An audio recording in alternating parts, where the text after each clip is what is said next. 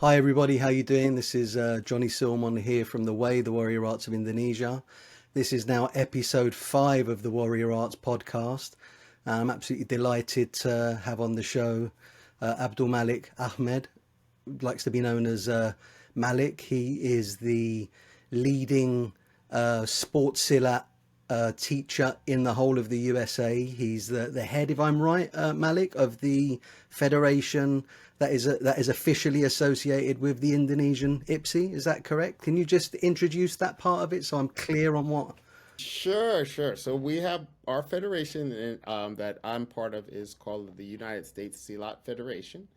We have I'm the vice president and the um, head of sports Silat from in that division. We have we were initially it's another long story. We were initially part of Persilat, and initially this was maybe 6 7 years ago. But we've continued to participate and in sports Sila events around the world. Fantastic, fantastic. Which sort of I just recently watched, well, actually yesterday, because I wanted a little bit of background information. I watched your film. That's, guys, it's available on Amazon. I hadn't had seen it until a mutual friend of ours, Kai Lewis. And by the way, thank you, Kai, for recommending Malik to come on the show. Big shout out to you there. So Kai is thanks. awesome. He's one of the premier Sila people here in the United States. So He's yeah. wonderful. He's a wonderful guy, very generous and very skilled as well. But he told me about the film that you guys did. So I watched it yesterday, 90 minutes on Amazon. Guys, if you've got Prime, this is free. But if not, it's a few dollars. Go and support what Malik is doing with his guys. They're doing some tremendous work, really great Silat, and it was very entertaining. But we'll talk a little bit more about that later. But Malik, tell us, obviously your background. You've been clearly in the martial arts for many years. Take me right back to the beginning and how that all began for you. Yes. So well, I started out martial arts. Particularly Silat. Silat was I started in Silat. I really didn't start with Ah, any other martial arts oh, other than interesting. Silat. And there was a person who had an Indonesian background. His father was Indonesian. He started teaching it at a local community center slash mosque Right. in our area. Yeah. And I didn't know anything about Silat, and a lot of my friends joined. And so there was a class of maybe about 15 people. And then after, people started fizzling out, so I was the only one left out of all those people. And so my first instructor, his name was Alex Tobing. I'll never forget. He was my very first instructor. He was the perguruan was Al Azhar. Al Azhar, as from Indonesia. Ah, yeah. Oh, so it was Al Azhar was the style, was it? Was the style? Well, it's more of the Yeah. perguruan and This, yeah. the style, the school. The Yeah. school actually, Al Azhar. I don't know if you know the history. Yeah, I Actually do. has Yeah. roots. I You don't know do? if you know about Nuni Haryanti. She's a friend of mine. Okay. She's currently the chief of. She's the like the chairwoman of the whole organization in Indonesia. Yeah. Yeah. Yeah, Yeah. Actually, the yeah, name. she's a friend of mine. Little lady with glasses, Yes. always Yes. smiling. Yeah, lovely lady, lovely lady. Awesome. Yeah. Yeah. Yeah. So that's Al Azhar. Yeah. Okay. Interesting. Yeah.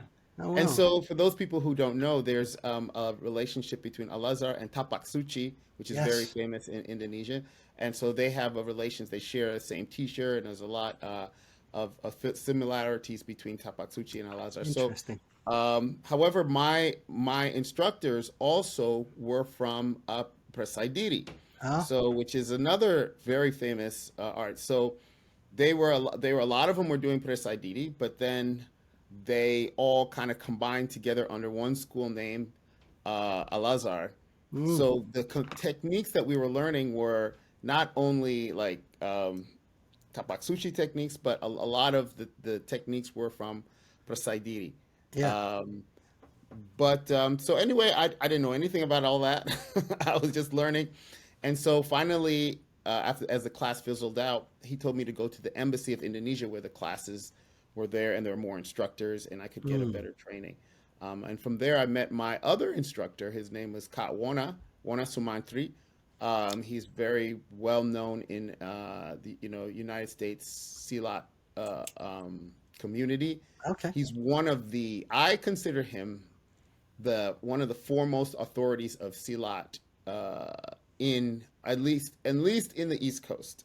Wow. I mean, Wow. he is and he does not he's not a sports Silat guy. He's Okay. very traditional. Traditional. Yeah. And I've learned so much from him, and I respect his journey. His journey took him Yeah. from Chimande to uh, no, Al-Azhar first, then Chimande, then he did Harimau, and then finally he's doing he's training with in the Satria arts. Okay. So Satria. Yeah. Yeah. Yeah. yes. So anyway, I've learned a lot from him, and so from there I've uh, you know I kind of did a lot of the research on the sports lot myself because our school had a big background in competitive. We were very competitive in the I guess you could say the open martial arts scene. Competitive martial arts scene. Well, just to the point, I just told that point. I saw a video of you in an MMA competition, which I am going to kind of link in the description of the video for people to watch. And I was suitably impressed, especially with some of those kicks to the head. But that's a conversation later. But yeah, carry on, carry on. Yes. So I think all of that stems back from our school, our CLOT schools, Yeah. very highly competitive nature. And Mm. there were no CLOT tournaments then, so they would go to open tournaments. A lot of it would be a lot of very close to like karate, Yes. taekwondo style fighting. Okay. Um, and so that's the only ones that are around. And so some of our instructors, they were actually nationally ranked Oh, and they wow. were really good. And so from there, I think that's where I would compete. My first competition, my instructor took me, Alex, he took me to one huge tournament called the Capital Classics. It was huge back then. Yeah. And so so early on I was in the competitive field and I saw I feel it's very important to, especially for young people, to experience like competition and just that whole Absolutely. rigor. Yeah. Yeah, I agree.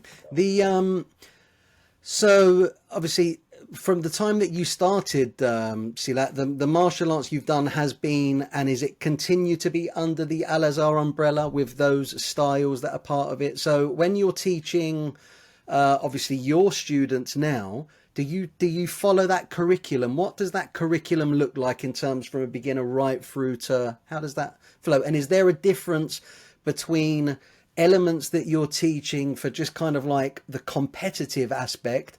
Is that something separate from what the main thrust of the martial art, or is that basically what the main thrust is of the whole system? Yeah, that is a great question. So before we were following the Al Azhar curriculum. However, as we started to grow, we formed a federation, right? Right. And that came in around 19, no, around maybe 2000 and maybe about 10, 15 years, about 15 years ago. Yeah. So at that point, we wanted to be kind of neutral when it comes to Purguruans. And I so see. because we were a federation, we didn't want to for people to think that we're trying to push our particular Purguruan. And so from there, we kind of did our own thing, in a Yeah. sense. And then there was some politics over in Indonesia that we just wanted to stay out As of. there always is, There's always some unfortunately. politics.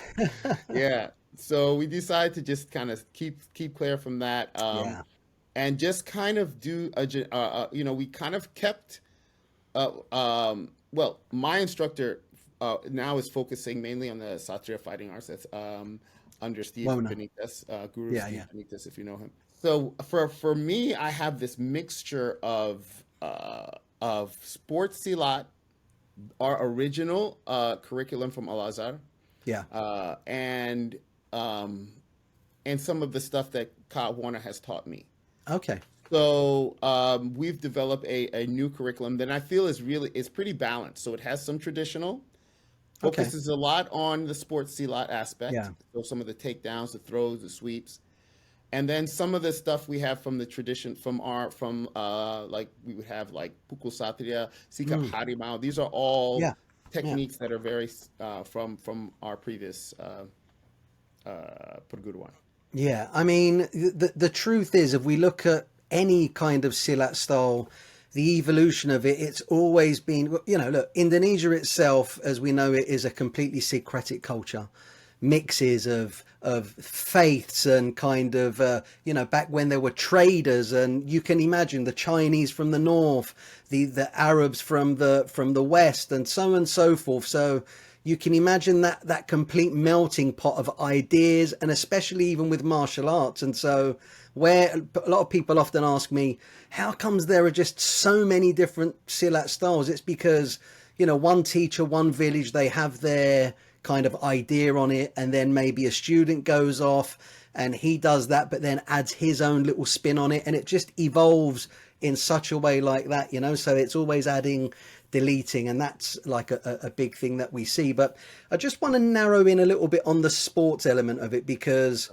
I've never really followed the Silat Bela Diri at all.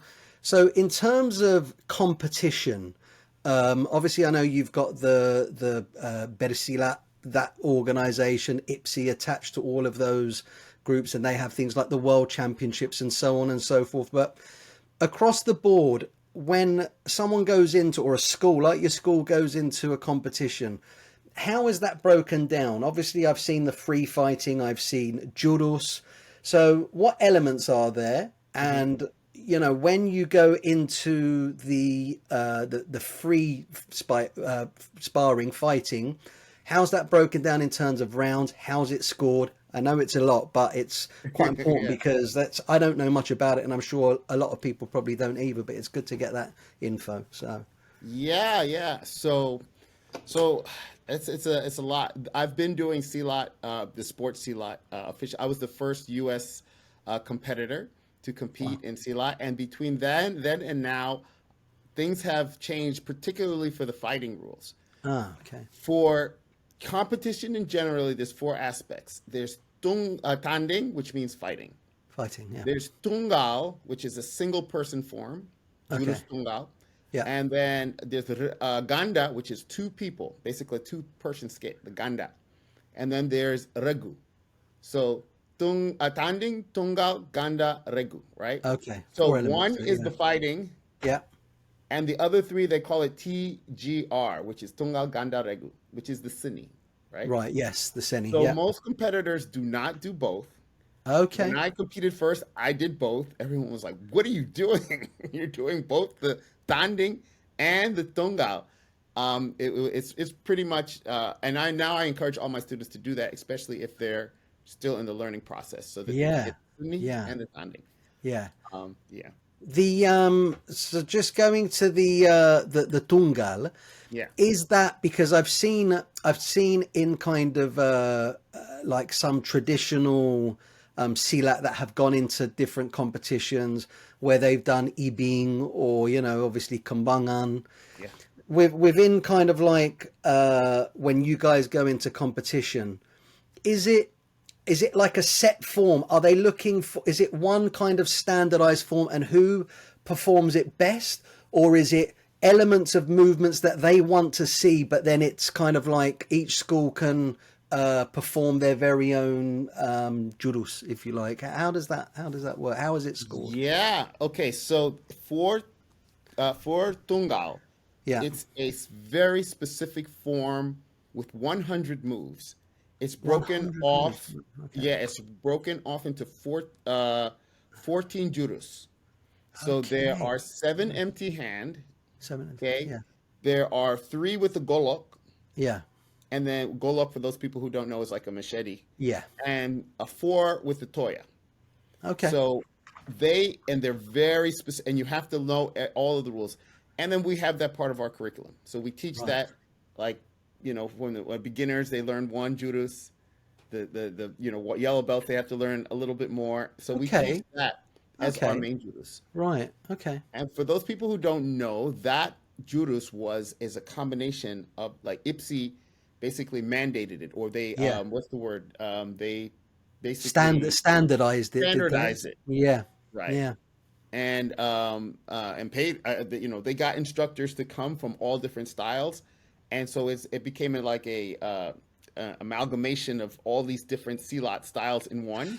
I see. So that's Yeah. almost, in a sense, like the national judo. Again, it goes in line with what they wanted to do with Yeah. nationalizing Silat and stuff. And that's almost like the national judo that they've got. Is that something along those lines? Yes, you could say Yeah. that. Yeah. Okay. And Interesting. I never so knew that. I never knew it that. makes it so much easier for as a school, as a school who, it to teach that, because we go to Indonesia, everybody knows that, Yeah. everybody's training that. It's not like we have to, we can go to any perguruan Yeah. and they will know that, and they will Yeah. help us with that. And so it makes it a lot easier for American since we're so far from the Indonesian community, Yeah. and so there's that. Then there's ganda, which is you can do. There's ganda, which you can do anything you want. It's a skit, Yeah. 2-person skit. Okay, so Free flow. it's like almost like a choreograph, but Yes. free flow amongst what they want to kind of display for entertainment and just to demonstrate their artistic and Yes. athletic abilities. Yeah, two person. But there are some requirements. You have Okay, to there have an are. empty hand. Ah, okay. You have to have I believe you have to have a golok, but you have to basically have 2 weapons from the Nusantara area, whether it's Right. Okay. golok, whether it's Yeah. toya, whether it's celurit. Yeah. So there are some requirements. I see. I see. Yeah. Okay. So then you go into the one-on-one fighting, which is Yes. one of the elements. What was that called? Tanding. Danding, yeah. And Dangding, yeah. Yeah.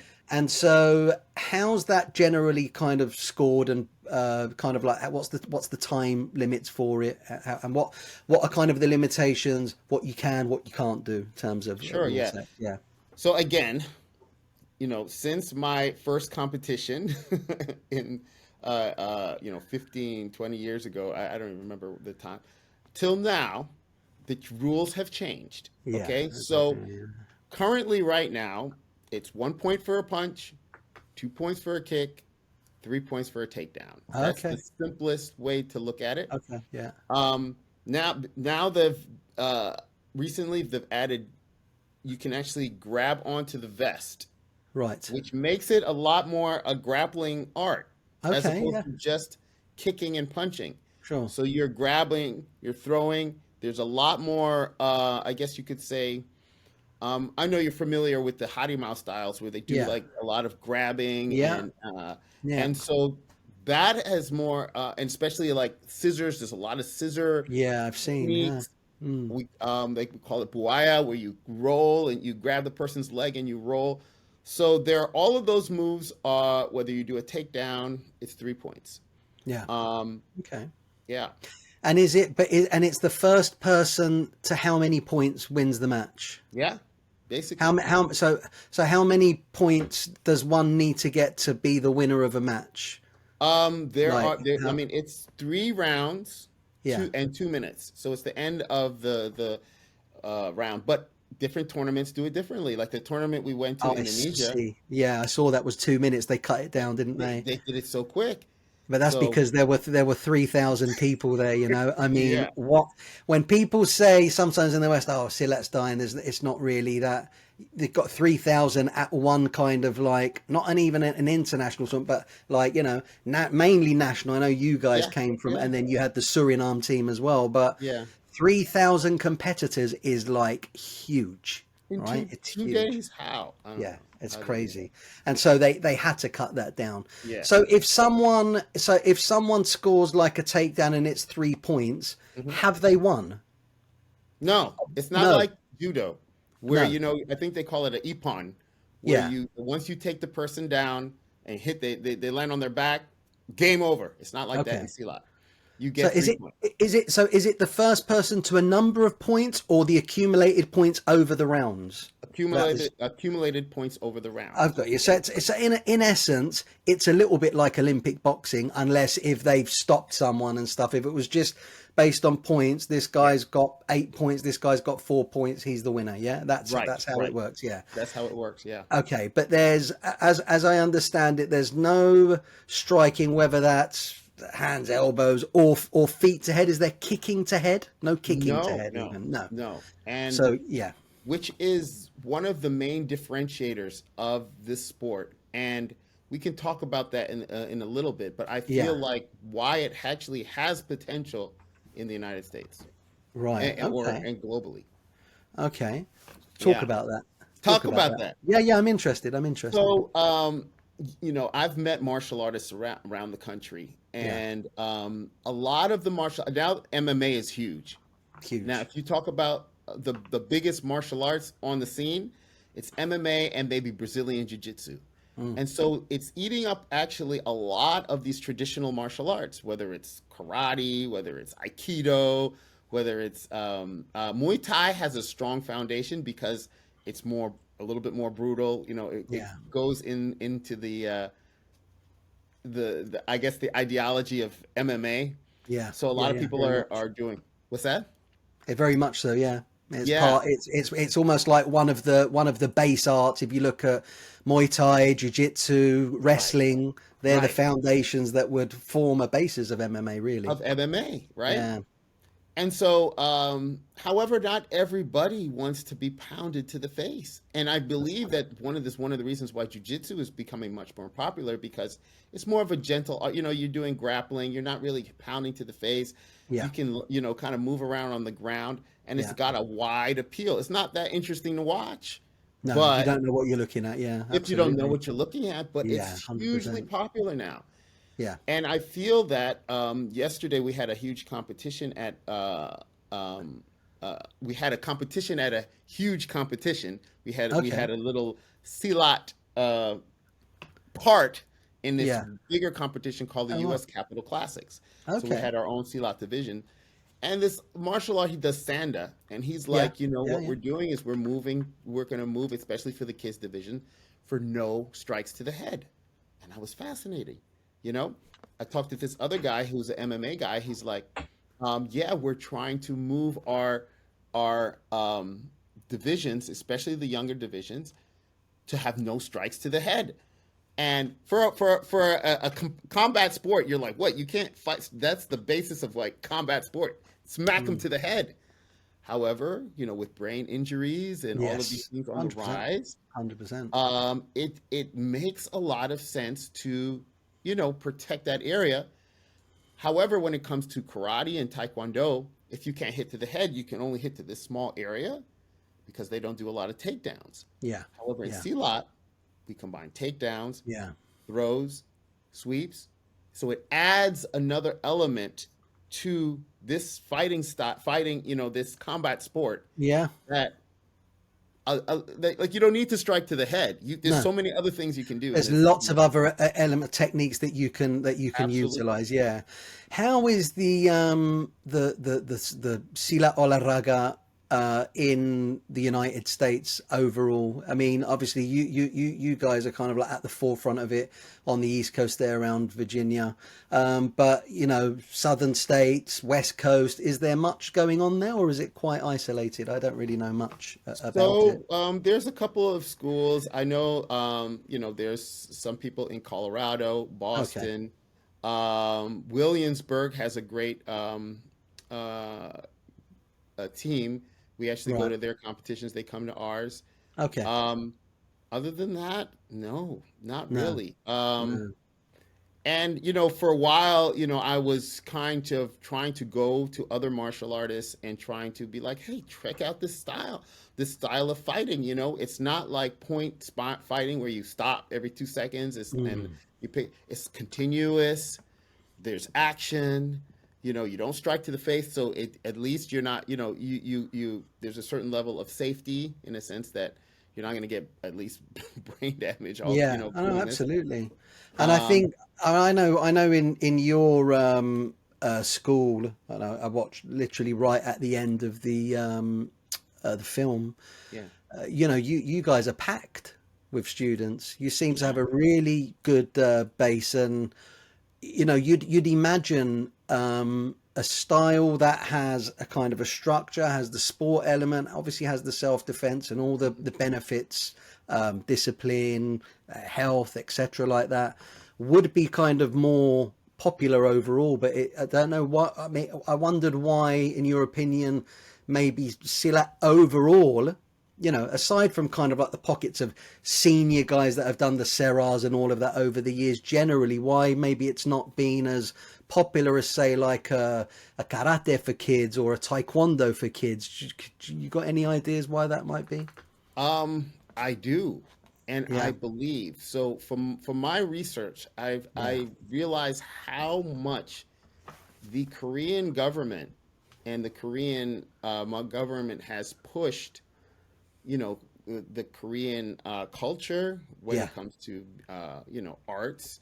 We K-pop, and we have all of these new musicals.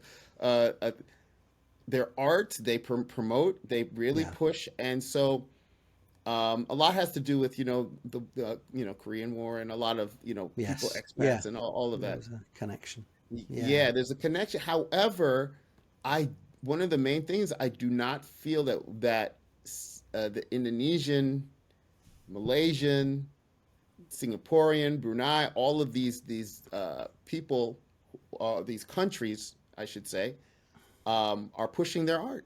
yeah, That's as yeah, simply as that. yeah. We don't have any instructors. I'm gonna ask you something now, and it might be a bit touchy, but I'm curious Sure. to just get your opinion on it. I wondered if a lot of people who are just ignorant and don't understand feel that maybe with Silat there is an association. Oh, it's an Islamic art. Do you know what I Mm, mean? And do you think that might put people off? Because look, you know, I'm a non-Muslim. All of my teachers are Indonesian. I've gone to Indonesia. I eat, and this is like over 30 years, by the yeah, way. yeah. And it's been the most wonderful experiences always, the most wonderful stories, the most wonderful friends. So I just wondered what your thought process was on that, especially for small town America. They don't, do you know what I Yeah, mean? yeah. It's I understand what you're what's saying. your feeling on that, perhaps? So, I honestly feel because we have both Muslim students and non-Muslim students. Okay, yeah, yeah, My instructor, majority of his students are not Muslim. yeah, Um, uh, and another one of my instructors, Richard, he was one of the people who runs the Maryland branch. He's not Muslim. yeah. So, and he was attracted to Silat based just because of its culture, its beauty, Absolutely, And I always absolutely, tell people that, Silat is open to anybody, and 100%, religion should not be a barrier, 100%. a factor. And I do believe that because we do share, all these martial arts have some type of if you look at kung fu Commonality. or even Muay Thai, there's some religious background in every Completely. martial art. Yeah, there's always a philosophy of some There's a sort. Yeah, philosophy, 100%.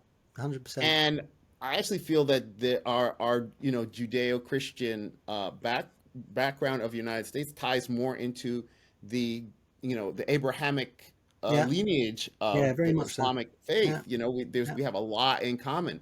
There's a lot in And so I common. never felt that that was a problem, especially because if you look at the majority of the students outside of our school Yeah, they're not Muslim, and a no, lot of people like yourself, yeah, fascinated by Silat, yeah, are of a completely different faith, and yeah, that's awesome.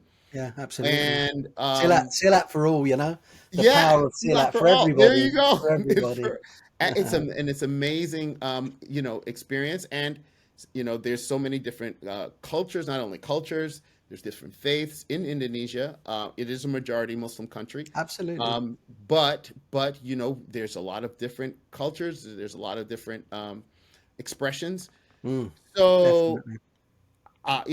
I feel that I really feel that the realization of that Silat is a martial art is just a matter of advertisement when it comes. Yeah, People it's just true don't know. because it's competing against things that may just be much more established, Yeah, or like you said, just have better promotion. Overall. absolutely. You know what I Yeah, mean? Yeah, better promotion. Now the Raid movies helped a lot. You yeah, know, the movies Eco Waste. yeah. And I constantly get people ask me, I want to learn Silat. I want to learn Silat. You know, and they're out in the middle of nowhere. I Wow. get so many emails and requests to learn Silat, and I'm sure other my instructors, other instructors, they get that. But what do? You, you know, they're like asking for online classes. Yeah. How can you teach Silat? I mean, you could maybe, but Yeah, you need it's that it's one-on-one that instruction. yeah, that's always a point of contention for me. I mean, listen, if there's nothing else available, I think okay, having kind of online and being able to individually get exercises and movements and positions and stuff is great. But I do believe that you have to feel and you have to touch hands with someone and just feel the energy, because we know it's not just physical, there's energetics to it as well. So it's all of those elements that people need to kind of feel. But I understand not everybody's in the position to be able to take a long trip and an expensive flight to kind of like the Far East, and not everybody wants to. I Right. get that, which brings me to the point of you speak really fluent Indonesian. Okay. I Saya I I coba. I Sedikit caught sedikit. that. I caught that on. I was like, "Ooh, very good." Have you spent time living there, or how did you pick the language Yeah, up? so I've been there on numerous trips, Yeah, not for like extended periods of time. Less. It's usually less than a month. And the first time I went with my instructor, I didn't speak a lick of Indonesian. I mean, I knew uh, like kanan kiri, some numbers and stuff like that. yeah, But then as I traveled more often and I went and also I have a lot of Indonesian friends and who helped me actually who speak with me who helped me on my Indonesian journey to I'm not I don't I'm trying you know but you know going there and actually being able to interact, it's what I call what many people call immersion, language yes, immersion, and absolutely. it's one of the best ways to learn language. Oh no, I completely agree, and I feel quite convicted by what you say, because I've been, I don't know, maybe 23, 24 times to Indonesia, sometimes for up to 2 months, Mm-hmm. and my language skills are really, really shocking, and that's because everybody normally that I deal with speaks such good English Yeah.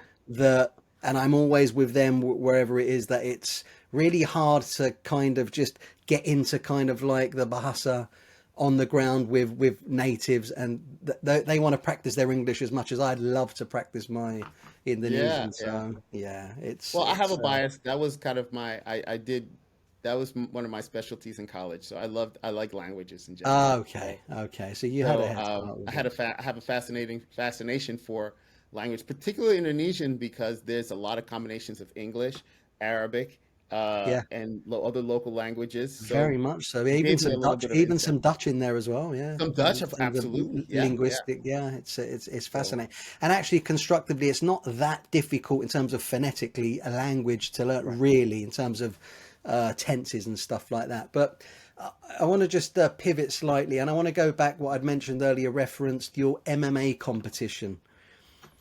How long ago was that, and how long had you already been training Silat, and what was kind of like the thought process between really testing yourself in the octagon, Hmm. because ultimately if there's one kind of what's the word, like criticism that a lot of Silat has, is that it looks great, it looks flowery, there's lots of demonstrations, there's lots of someone that have a non-compliant student that just throw a punch and I'll do 10, 20 things, but very little in terms of kind of it being kind of free flow, or to the point even more combative. So what was that whole mindset of you going in there? Was it to challenge yourself? Was it to prove, you know what, I can get elements of this to work? Take me through that.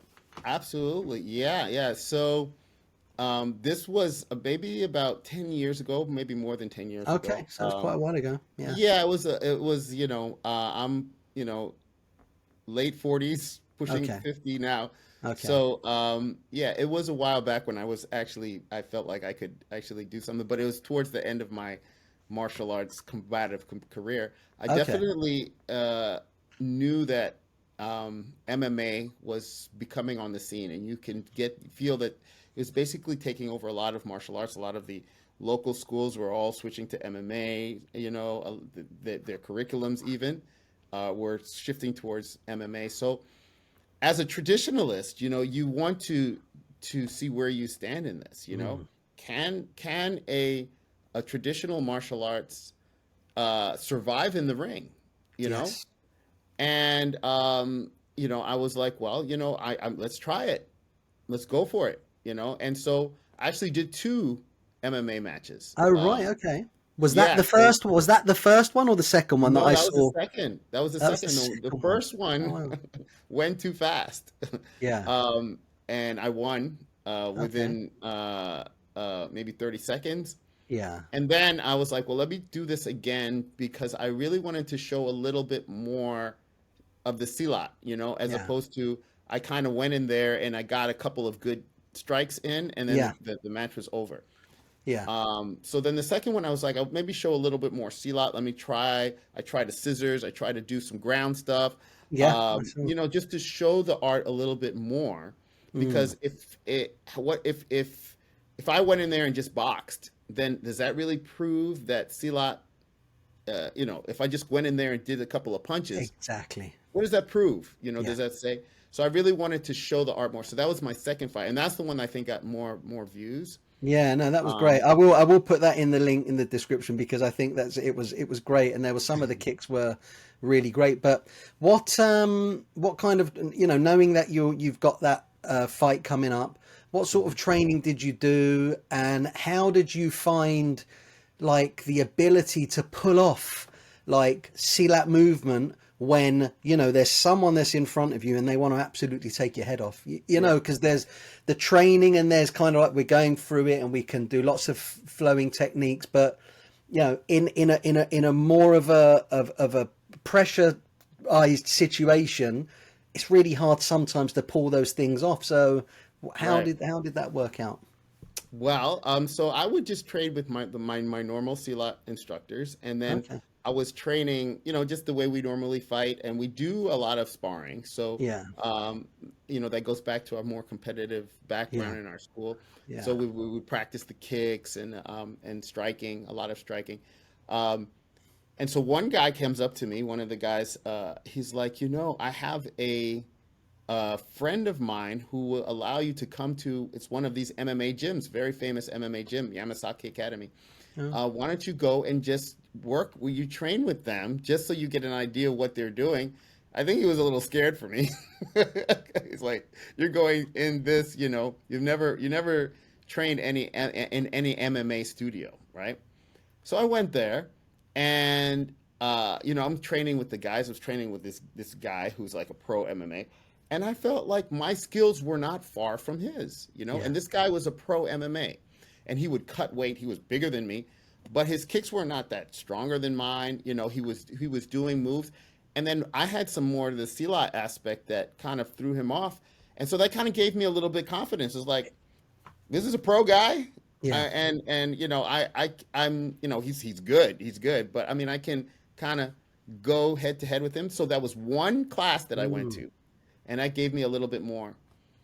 However, when I got in the match, I I was fighting. I felt comfortable until I went to the ground, right? Yeah. And then he had me in a headlock, this type of thing, and then my only thing was like, I need to get back up. I need to get back Yeah. up. I need to I get back remember up. that was in the second fight, wasn't it? That was in the second fight, the one that got more Yeah. popular. I saw that where he had you in kind of like Right. overhand a headlock like that. Yeah. Yeah. Yeah. If he knew a little bit of Brazilian Jiu-Jitsu, the Yeah. fight would have been over because I didn't know any grappling. Sure. And that's Yeah.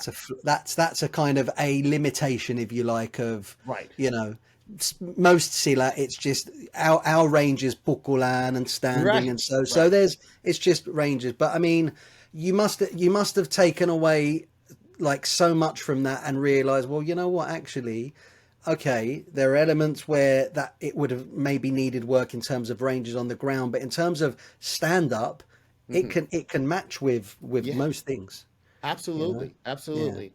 I think one of the main things that I felt is that, like, I wondered why aren't there more Silat fighters? Because I think some Silat fighters have a lot more tactical sense than some of the stuff I see, some of the guys I see in like UFC. Like their yeah, ability, their fight sense from these guys in Tanding that I see is way better than some of the stuff I see on the UFC. yeah. However, what I did also go out and I realized is that I did need to learn more ground. So then after that, I studied. I studied. I took a. I'm now a brown belt in Brazilian Jiu-Jitsu, Oh, and so you took it up and you've still continued with it. I still continued Oh, it, wow. and I do teach that as a separate program in my Okay. school for any of our CELOT students. I know their CELOT does have some grappling art, Yeah. particularly some of the stuff that my instructor Kawana showed me with the kura, the ground fighting, and that comes also from some of the Sastriya fighting arts that have that element in it. And then the harimau aspect, there's some harimau, like you go to the ground and that type of thing. Um, but I do feel that because so many people are learning jujitsu, I think it's something that every martial art should have a background in, a little Yeah. bit, just to Yeah. know.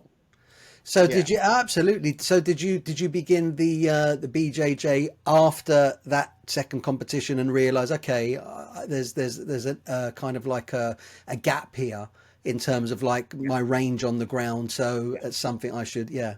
And it's, Absolutely. I I mean, mean, that's it just is. being honest. Yeah. Yeah, I mean that's right. I mean, and that's the key of being honest. It's. I don't think there's a one size absolutely fits all. Some definitely are better than others in certain ranges, Hmm. and we have to be realistic and honest with that. You know, because there's Right. always Right. this thing of, that stuff wouldn't work, but against who? If you're talking Right. about someone who's training 40, 50 hours a week and is maybe like a high level fighter, no, probably not. But if you're Right. talking about practical defense that might be able to get you out of a scrape in a situation on the street, that's Hmm. something completely different. And Right. always you can't always compare kind of like whether something works with like the UFC. It's just a Right. Right. different thing Right. altogether, in my Completely in my different. mind. But Which, having said that, let me just yeah, make one final point though. please. After taking jujitsu, Yeah, I realized there's flaws in that too when it comes sure. to if somebody pulls out a knife, what are you going to do? Yeah, You know, absolutely. Yeah, if absolutely. there's another multiple fighter, what are you going to do? Yeah, There are so many flaws in the jujitsu mindset. And I feel like there's a lot of people who are studying jujitsu as their primary martial art yeah, without any type of striking, without any type of weapons training, yeah, without any type of, and they think that that's just going to be their own. There's the yeah, jujitsu is going to save them, Brazilian jiu-jitsu in particular, yeah, yeah, from yeah. every type of situation. And that's not good to have that Yeah. mindset.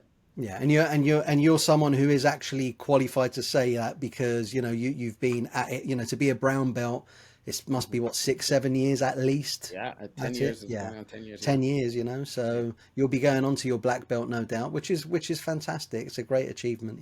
So, I appreciate it. um, take me just to the competition in Indonesia, the film. What was the idea for doing the documentary? Was that something that was your kind of baby, or was it like a team? And the whole process of getting that onto streaming platforms, Amazon, etc., and the Yeah. experience there for some of your kids, because it was, I can relate, especially to the hotel scene. I was like, oh my god, Oh, you saw that? Yeah, I that's saw it. that's the Yeah. thing. Yeah. Tell me Um, about that. so as I've done a lot of documentaries on Silat, Okay, in general. Like my journeys to my first time in Indonesia is on YouTube. My you've got a first channel on YouTube, competition. I do Malik. have a channel on YouTube. I'll put it in there, and so it Give has me a all the lot of these. information, and I'll link it all down below. Yeah, Absolutely, yeah, yeah. yeah, yeah. And so every time I go to Indonesia, I always try to bring a camera or have a camera person with me. Absolutely. Um, and so I didn't know how this tournament was going to turn out. And so I was like, well, I'm going to have a camera. And then when we get to the tournament, I need a camera person to go, right? And the journey was actually really fascinating. I mean, there's Mm. so many ways it could have went. You bringing 12 Americans who have never been to Indonesia in their lives Oh, before. none of them, not one of them had been, had Not one they? of them have ever been. Such a No. big difference. I mean, Yeah. like, such a big difference. Yeah. There's one guy who he's originally from Cambodia, and everybody Yeah, thought he was I know the lad. Indonesian. Yeah. Yeah. Yeah. Everybody That's thought right. he was Indian, That's but right. he's like, I don't speak any, I don't know what I'm doing here. So it was funny for him. But you know, documenting that scene. So I just that's how I roll. I try to film everything. I try to Yeah. have somebody there to film. And I think it was worthwhile. And then once the footage and once we got the results, and I encourage everybody to watch the film, the documentary. Absolutely. Yeah. I think it was a great story there. It was a great story, and it was a great arc the way you'd done it. Obviously, just documenting things for yourself when you go to Indonesia is one thing, but to actually put it into kind of like a narrative that can be presented to a big streaming platform to the point they'll say, okay, we'll actually stream that. It's of a sufficient quality to Right. that we will kind of take that onto our platform is something different. So Right. did you have like external help with like a producer or a filmmaker? Was it just kind of like a collaborative sort of effort with a small team to decide how you were going to edit, how the narrative was going to work? Because obviously it was, really, which was great, was obviously first of all based around the interviews and then intercutting, weaving your story through, at each point. So it was through their eyes and then you're just showing that. So Yeah. how was that process work for you? Yeah, so we do have a organization that kind of helps us with studio Mm, equipment, all of that type of thing. I did kind of direct the editing and all of these aspects. I do have a background in that, and so I kind of have ah, that expertise. So I was able nice. Yeah. to kind of push a lot of that myself and have connecting with the streaming platforms. I do have two other different things on Amazon Prime, and so it's not my portfolio. Quite the entrepreneur, Malik. Exactly, right. Um, yeah, so I did have that experience, so that did help Okay, me to then be able to open it it. makes perfect sense. Yeah. Yeah, so I didn't really need, and basically for Amazon Prime, you just have to show a certain level of quality, and Yes. whether they think that they'll be able to make money, Yeah. this will be Yeah. acceptable in their Yeah. platforms. Yeah, and this in terms of kind of like, because obviously it's one ticket to Indonesia is expensive enough, but to have 12 plus yourself plus two or three support staff plus maybe a camera person, that's 15, 16 people. So Yeah. there's already kind of at least 16, 17, 8, maybe $20,000 on that, not to mention hotels, Yes. transportation, food. I mean, you're running 25, $30,000. Yeah. Yeah. Yeah. Yeah. How was all of that financed? I mean, surely was that a collaborative effort because it was the USA team was there? Because I never saw anything in terms of like sponsorship or anything like that, which really should have it something, Yeah. it No, should I be. mean, so again, in the Silat world, there's a lot of politics. Yeah. Just you know, for the record, there's two organizations in the United States right now. I see. There's a USA Silat Federation, which I'm part Okay. of, and Okay. then there is the USA Sports Silat Association right now. Okay. So that particular organization is the one currently connected with it per Silat with the international I see. connected. Understand. Yeah. So Got you. there is really no funding that's coming Nothing. from from from Indonesia to here. No. So we're No. not funded. So these are all self-funded. These are all the students, they fundraised, they found their money for their particular Yeah. ticket. We helped with as much as we can. Um, but again, a lot of this it's done through the our just love of the art, love of Silat. Absolutely. I have Uh, no Indonesian heritage No, at nor all. me. No. No, right. But we love the art. We love the what it brings, and I think that passion. Um, if there's a will, there's a way, as they say. Absolutely, Yeah. absolutely. So, you've done the MMA competitions, you've done the documentaries. What's next for you? I mean, where you're at now, you're obviously teaching. What's your is it a full-time school? Is it kind of evening? Because I know you're kind of, I'm assuming that you're still working in your IT industry and stuff like that during the daytime. So how does Yeah. that work out for you? Do you just run classes at nighttime? Yeah, yeah, we run classes at nighttime. For me, I really love working with the kids. So, Yeah. majority of the vast, maybe 95% of my students are under like 25 years old, Okay. Okay. and even more so like under 15. Yeah. So, that's where I find that really the future is, Yeah. for my instructor Kawana and other instructors, I think their student body is a little older, Yes. and they like to people who have done other martial arts and they want to try something different. Yes. For me, I focus on like the people who that we can shape, the Yeah. young ones, the Absolutely. young kids. Absolutely. Yeah. Yeah. Yeah, Yeah. and so that's Yeah. the majority of my school, and I appreciate that. Yeah. Um, I love doing that. And how often, I mean, how many like competitions on average are there? And, I'm assuming kind of like there isn't much necessarily within the USA unless it's like inter-club competitions. Obviously, I know, sports Silat is huge in Asia and in Europe as well. There's quite a Netherlands team and so on, French team, etc. So how often are you guys actually getting to kind of go to competitions overall? Our schedule was to do two overseas competitions every year. Every year? Um, Okay. However, that hasn't worked out with schedules. We are actually organizing a U.S. Open in October, Okay. 10th to 12th. So that's important, I think, for everybody to get out to the world that we have a big competition coming up in the DC area. We're Yeah. inviting teams. Right now, we have teams from maybe Indonesia. Oh, Depends wow. upon if they get their visas and stuff like that. Yeah. But Yeah. Indonesia, Brunei, Vietnam, Singapore, Kyrgyzstan. We have a Yeah. bunch of countries that are coming Wow. to this tournament.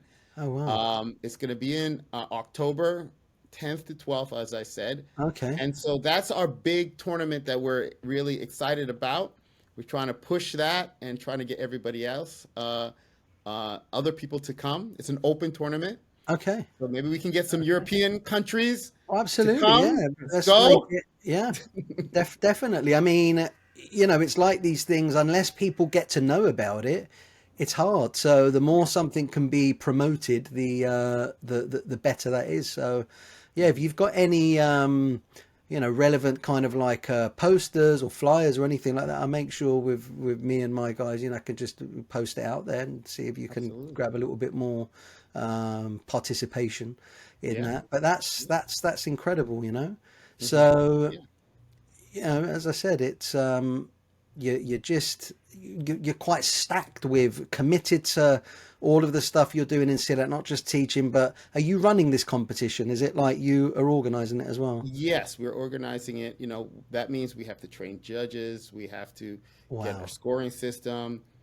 Our students have to be up to speed. We're looking to have our the first USA regu, which is a three-person form. Yeah. It's never been done before in the USA to have a regu team. So we're pushing for that so that we can make history in that. So we're excited about that. But yeah, so we keep pushing it. Uh, we're trying to push through all of the politics. When it comes to combat sport in every area, whether it's karate, there's Yeah. always politics here and there that we're In trying to everything. everything. How many times have I heard, how can you do that? You're not authorized. Authorized by who? Exactly. Who are you? Do you know what I mean? Right. It's like, Right. Right. and it's unfortunately certain countries like Indonesia, the politics is, especially with certain areas, it's like really strong. But we do what we do for the love of it, and it's really to share the art, to share the culture, to get other people to enjoy it and maybe have a different view of it as well. And as we often say, hate is always going to hate, but you just got to keep carrying on doing what you're doing, and that's it. It's all you can Yeah. do. But Yeah. yeah, anything else you wanna add? I'll put all the relevant No, I links to think everything in there. I appreciate your journey, and I think one of the things that we also are trying to do with our federation, we have a site called Silat.net that Okay, are or Silat.net. It basically brings a lot of information. brilliant. We're looking for people to also contribute Okay, articles. We will try to maybe post some of your great podcasts and yeah, little bits interviews. and pieces. Thank you. Yeah, Yeah, anything and you want to so use. Yeah, if any Still@.net. connection to people who write and Yeah, have articles, particularly about Silat, it's not yeah. just sports Silat, No. not just traditional Silat, every aspect of Silat. Well, I used to write. I was the correspondent for the longest running UK magazine for 30 years, the Silat correspondent. So I can, Really, yeah, I did not know that. yeah. I'll send you Okay, an article or two. But anyway, that's a wow. conversation for another time. I But think we need to yeah, really learn more about the UK Silat scene. I it's a think great it's scene. It's a great scene, actually. There's some yeah, really, really great guys in the UK within Indonesian and Malaysian Silat as well. Some really good people yeah, all over dotted. And, people, the sad thing, most people keep themselves to themselves. But, hmm I'm a firm believer in having that benefit of Silat Rahmi and just hmm people getting together and saying, we're brothers and sisters that might be doing different styles, but the commonality is Silat, the umbrella. And there's always things like exchange that we can enjoy. When kind of like yourself, martial arts isn't my full-time livelihood, so I don't need to kind of have any kind of territory or patch because I do other things as well and I make right, money in other ways. So right, when you do it like that and it's a passion, it's much easier just to kind of say be free with kind of sharing that love right, of it, and that's right, that's a great thing. But 100%.